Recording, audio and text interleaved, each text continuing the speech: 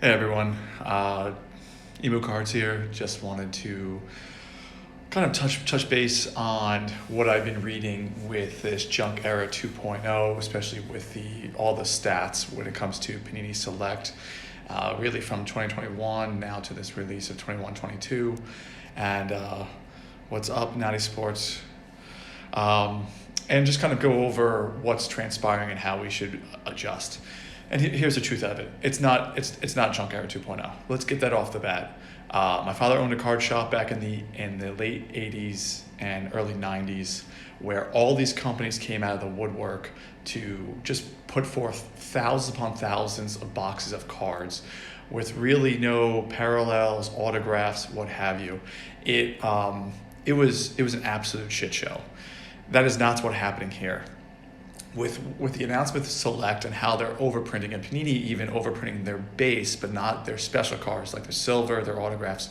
But Select coming out now that they have 153 parallels. That's in 2021 in both Select, and I believe basketball is just a little bit more than that. It's and comparatively to back in 2014, I think they only had 9 parallels. So, and now you have one-of-ones. Like, for example, Joe Burrow has 35 one-of-ones in the 2020 Select. That was reported by Sports Card Investor, both Jeff and I forget the guy's name, but like they did a really good job of breaking that down. That's where that data is coming from. That is in overproduction of specialty cards and parallels. So what that does is that entitles the buyer, us or the collectibles, to purchase more and more and more and more, which is exactly what they want. But for rarity, for scarcity, it really hurts the market in the Select end of things. We know that because the market is grown, that it's continually getting more and more coming in, more people buying cards. It's supply and demand. So if you like opening packs, you like Prism, Mosaic, Contenders, Select, I would suggest kind of pick and choose now and be careful and kind of see where you're going. Like, I don't recommend doing Select anymore.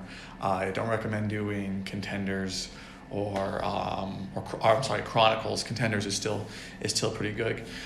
Prism is not good for base, but still good for the scarcity cards, the autographs, the silvers, and what have you. I enjoy how Mosaic looks, but it's not worth as much as is my personal.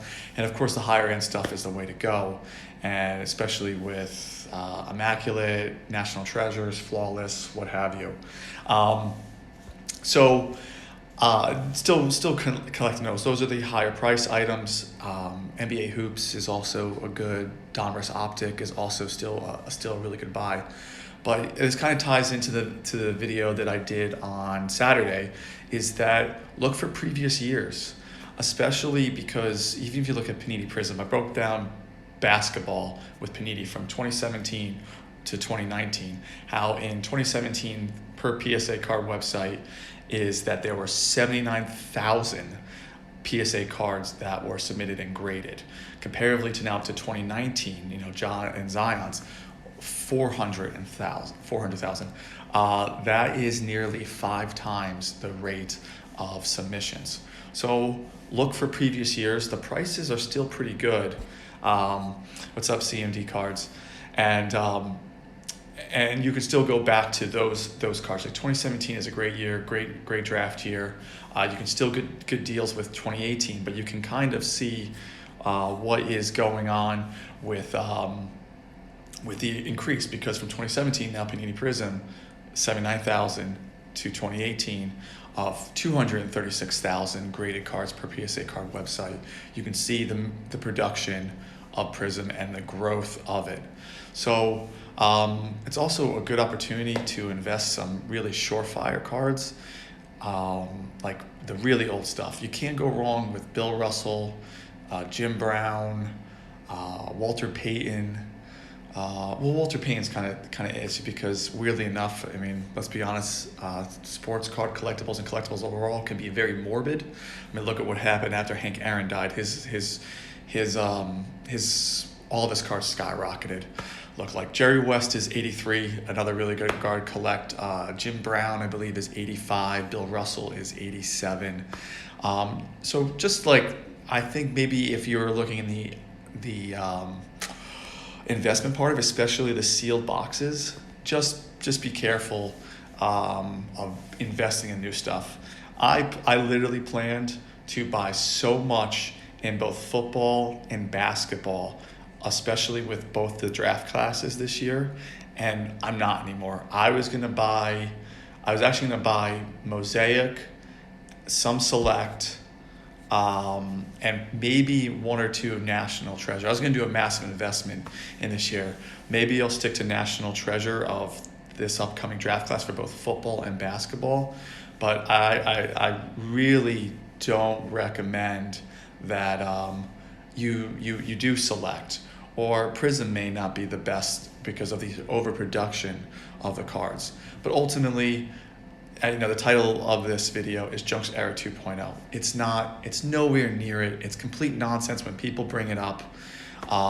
But there is concerns in some areas of the market. So you just have to do your research. There's ways to adjust. I think for all of us, we've had to kind of really waver and kind of not stick to one plan whatsoever, because the market has just, and the overall environment has changed rapidly throughout the past 8 months. And that goes with grading, with both PSA and then trying to go to SGC, with the production of cards, with the pandemic calming down and now people going to sports card shows, that affecting the market. And then there's this overall, the base card crash, which actually can tie into what we're seeing coming. We can see that certain brands are overproducing. So don't wait for what happened to base card, because you can see the base card crash coming, because there was just 17,000 PSA 10s of John Morant, nearly 20,000 PSA 10s of Zion, just Panini Prism, that just his base. There's no way that those gain value. That's way too high of a number to get there. So that inevitably was going to happen. The same thing is going to happen with these certain brands. So Select has now joined that. Chronicles has joined that. Prism is not good for base anymore, but still really good for the specialty cards. So again, adapt, adjust, and there's still really good safe investments out there. So thank you for joining me on the live feed on Instagram. If you're on YouTube, please subscribe, like, comment, get involved. What are you doing? Do you really think this is Junk Era 2.0? What are your thoughts?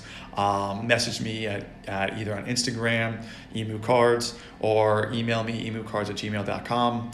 And then my YouTube channel is EMU Cards, and it's actually also in my bio in my Instagram account. So I hope everyone is well. Take care, be safe, and smart investing. Bye.